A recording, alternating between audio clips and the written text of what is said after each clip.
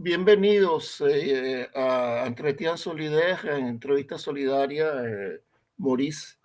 Sí, buenas. Nosotros pensamos lanzar este programa con la intención de mostrar miradas independientes sobre lo que está sucediendo en América Latina y el Caribe. Eh, por supuesto, tu presencia en este programa para nosotros es sumamente importante por varias razones. Entre otras, Maurice, tú no solamente eres un gran conocedor de muchos países de América Latina y el Caribe, conoces la realidad de nuestros países, de nuestras luchas, de los pueblos por su emancipación, sus formas de ascender al gobierno, y la intención de realizar sociedades más justas, con menor desigualdad. Y tú has rastreado con mucho cuidado a través de tu obra periodística, a través de tu producción literaria, la situación de nuestros pueblos y de la América Latina y el Caribe. Como sabemos, eres un gran periodista, reportero, sobre todo reportero, un periodista independiente. Has cumplido tareas muy importantes, entre otras, fuiste redactor de jefe de Le Monde Diplomatique. Has escrito muchos libros, entre otros Chávez Presidente, Venezuela, Crónica de Desestabilización, y también un libro sobre los Pinochet en América Latina. También trabajaste como jefe de crónica en Amnistía Internacional, también colaboraste con France Culture. Y hoy en día, Maurice, vamos a hablar sobre las elecciones presidenciales colombianas, que se deciden el mismo día de la segunda vuelta de las elecciones legislativas francesas. Ante esto tenemos posibles escenarios. La primera pregunta que te haríamos sería la siguiente, Maurice. ¿Puedes empezar recordando el contexto en el cómo se desarrolló esa primera vuelta y cómo llegaron a clasificarse para la segunda vuelta del 19 de junio? Gustavo Petro, que encarna todas las fuerzas políticas y sociales que eh, manifiestan hacer un cambio de política distinta en Colombia, y es una figura del progresismo colombiano. Y Rodolfo Hernández, un hombre que es alcalde de una ciudad muy hermosa de Colombia, si no me equivoco, Cundinamarca, que es un empresario de una gran fortuna, que no se muestra ni va a pasar en los debates, pero cuáles son sus posiciones políticas y programáticas y el papel que puede jugar o que está jugando el uribismo en este momento. Bueno, un saludo a todos. Claro que esta elección en Colombia es una elección muy importante en dos contextos distintos. El primero para Colombia, en un país donde, bueno, dentro de toda la historia republicana nunca gobernó la izquierda, ¿sí? Donde incluso cuando estaban de centro, candidatos que podían vencer en una elección fueron asesinados a lo largo de la historia y en los años 90, no es tan lejos.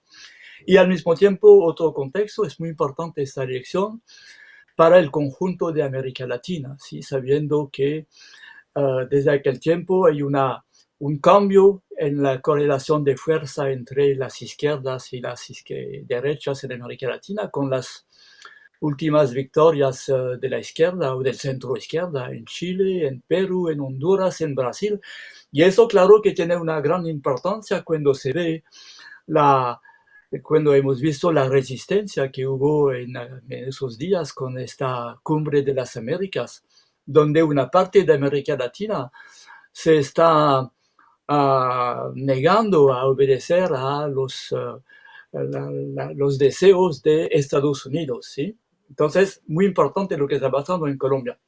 Se sabe que en la primera vuelta ganó el candidato, lo voy a llamar de centro izquierda, a pesar de que es miembro de una coalición, el pacto histórico que va desde el Partido Comunista Colombiano hasta movimientos sociales, movimientos feministas y movimientos más al centro izquierda. Pero si gana Gustavo Petro, va a gobernar como un socialdemócrata, no va a hacer la revolución. Pero en la primera vuelta llegó a la cabeza de esa elección con 40% de los votos, lo que realmente en Colombia es histórico. Es histórico, ¿sí? Lo que se puede ver es que en esa primera vuelta había dos principales candidatos de la derecha casi oficialmente uribista con Federico Gutiérrez, Fico Gutiérrez, y un outsider, como se dice, Rodolfo Hernández, que estaba en tercera posición, hasta que como el candidato del uribismo no despegaba, no podía despegar en las encuestas de opinión, subió este outsider, Rodolfo Hernández, y al final una parte de la derecha decidió votar para él de manera a poder luchar con Gustavo Petro, y él es el candidato en la segunda vuelta. Cuando se ve la correlación de fuerza, Gustavo Petro tiene el pacto histórico, tiene 40% de los votos, Rodolfo Hernández 28% y Fico Gutiérrez, que llegó tercero, 23%. Así que si hacemos un cálculo matemático, puramente matemático, con 28 y 23, la derecha teóricamente podría ganar. Pero bien sabemos que en un proceso electoral no hay pura matemática, no es 1 más 1, es algo muy distinto, y en ese sentido tenemos que acordarnos de lo que pasó en Chile hace poco tiempo. En la primera vuelta fue más complicado que en Colombia, pues que el candidato casi de la ultraderecha llegó primero, José Antonio Cast, con 28% de los votos, y Gabriel Boric llegó segundo con 26%, pero al final, en la segunda vuelta, ganó Boric, ¿sí? Así que se puede considerar, y vamos después, supongo, hablar de lo que está pasando actualmente en la campaña en esos últimos días, pero se puede suponer que, claro, Gustavo Petro puede ganar en la segunda vuelta. Perfecto. En el caso tanto de Rodolfo Hernández como Petro, ¿cuáles serían sus proyectos prioritarios tanto en política interna como en política internacional? Entonces, en lo que se refiere a Gustavo Petro, es una esperanza de un cambio radical en Colombia. Están viendo que hay una situación económico-social que es muy complicada, bueno, como en toda América Latina después de la pandemia, la situación económica es complicada, pero más que todo en Colombia lo que hace que este país es distinto de los otros países de América Latina es que hubo un conflicto interno de 52 años, que hubo la firma de unos acuerdos de paz entre el gobierno y las FARC, la Fuerza Armada Revolucionaria de Colombia, en 2016, y que estos acuerdos de paz fueron destruidos, literalmente destruidos, por el gobierno de Iván Duque. Y en ese sentido, la situación colombiana es muy complicada, con la persistencia, la apariencia de múltiples grupos armados en todo el país que hacen la situación insostenible para la gente, para los colombianos, para los campesinos, para los activistas de derechos humanos, de sociales, etcétera, etcétera, etcétera. Y en ese sentido, sería muy importante la llegada de Gustavo Petro. Del lado de Rodolfo Hernández, tengo un problema para explicarles cuál es el programa de Hernández, porque yo creo que nadie lo sabe, ni siquiera Hernández, ¿sí? En realidad, él no tiene programa. Su gran lema, su discurso es estar en contra de la corrupción. Se presenta como un candidato antisistema cuando él representa el sistema en este asunto, ¿no?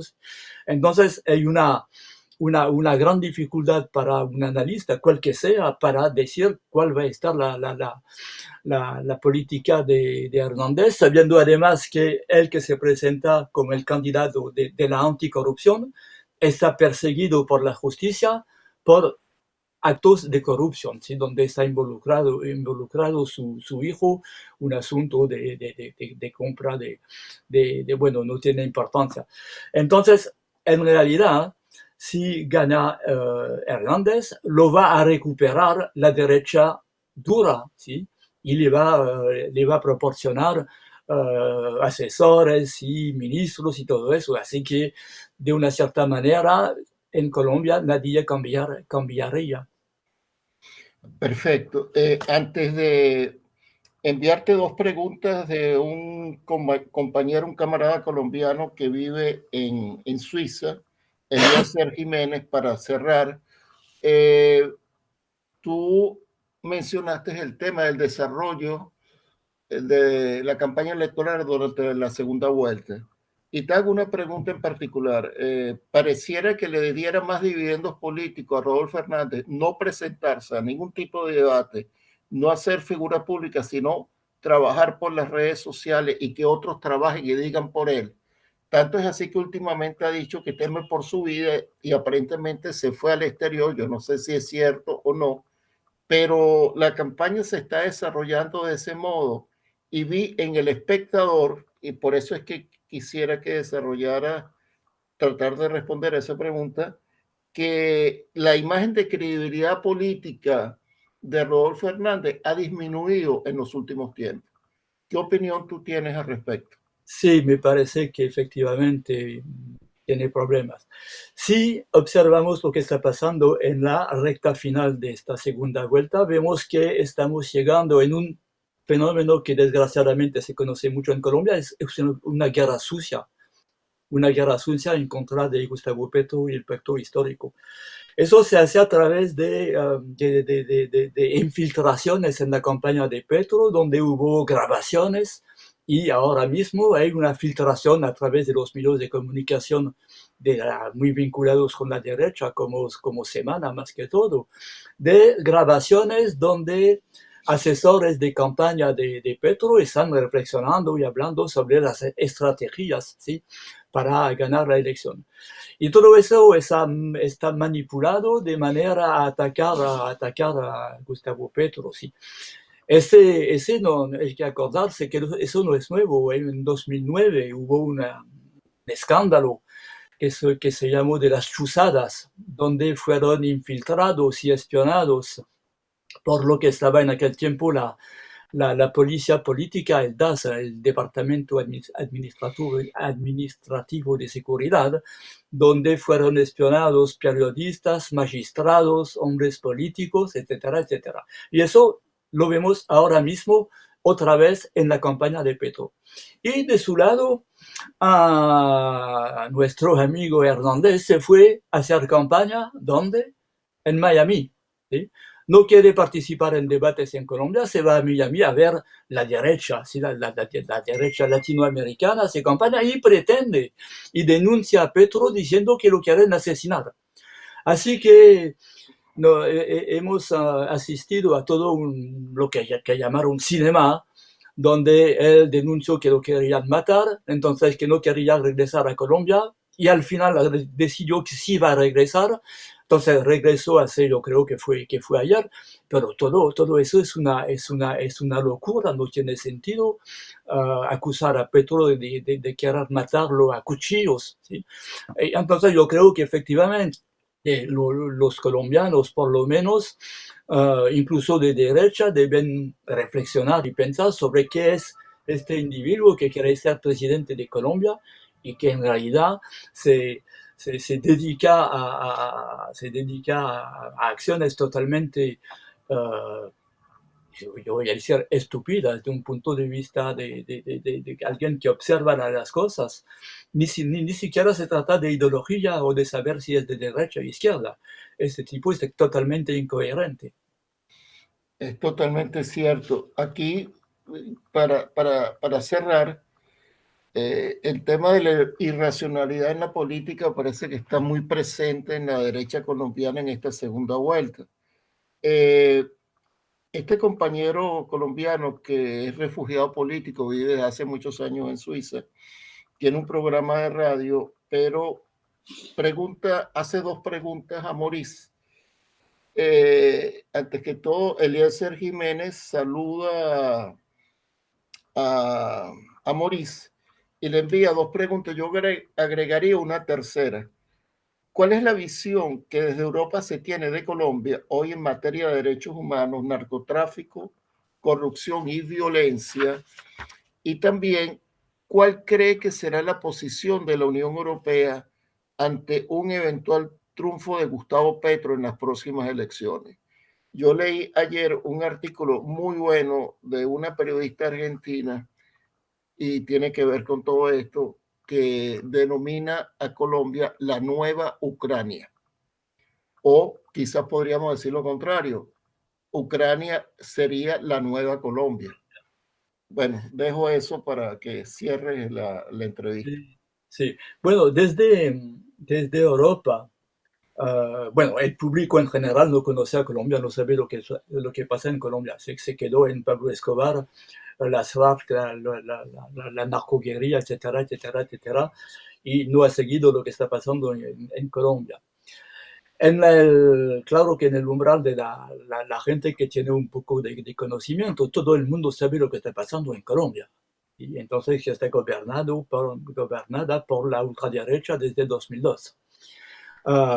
Cualquier persona un poco informada sabe lo que está pasando en Colombia en temas de derechos humanos, que es una catástrofe. Pero como Colombia se ubicó como aliado de Estados Unidos, como enemigo primero frontal en contra de Venezuela, se le perdona todo a Duque. Nadie se ataca a Duque, ¿sí? Mientras está el aliado de Estados Unidos en contra de Colombia. Si mañana gana Petro, se puede suponer que desde Europa no va a haber problema, porque es un socialdemócrata más o menos, y para Europa eso es aceptable.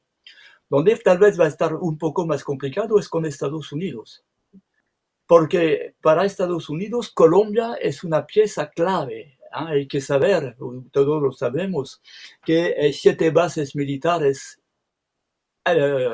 norteamericanas en Colombia, que hay no sabemos cuánto, pero hay muchos militares de Estados Unidos en Colombia y más que todo cerca de la frontera con Venezuela, que Colombia ahora es socio global de la OTAN.